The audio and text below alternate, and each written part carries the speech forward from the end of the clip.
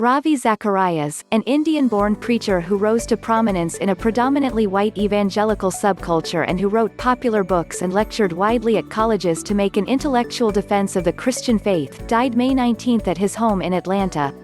He was 74. The cause was complications from an aggressive form of bone cancer, according to a statement from Ravi Zacharias International Ministries, the evangelical organization he founded in 1984 and is based in the Atlanta suburbs.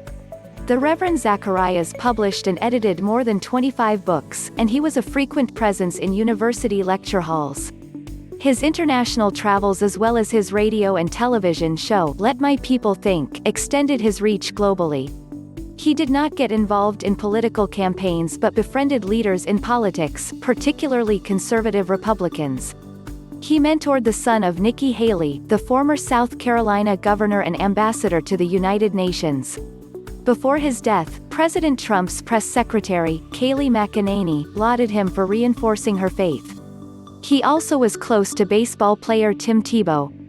His fan base included leaders in many high-profile places, yes, but he's one of those rare evangelical leaders from his generation who is actually known for being an evangelical who evangelized, rather than an evangelical who did politics, said Michael Ware, who worked in faith outreach for President Barack Obama's presidential campaigns. Reverend Zacharias, ordained by the Christian and Missionary Alliance in 1980, came to wide attention 3 years later, at age 37, when he preached at the invitation of evangelist Billy Graham at a conference in Amsterdam.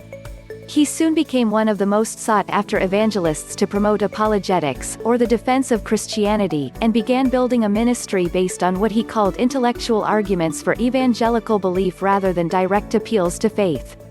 Much of the evangelistic preaching at the time was being done to the person whose life was already collapsing, he later told the Atlanta Journal-Constitution.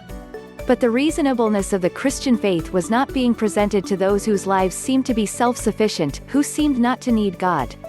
He said he began building a ministry to carry the gospel message to the skeptic, honest skeptics, of Christianity, and those who were hostile and adversarial to the message.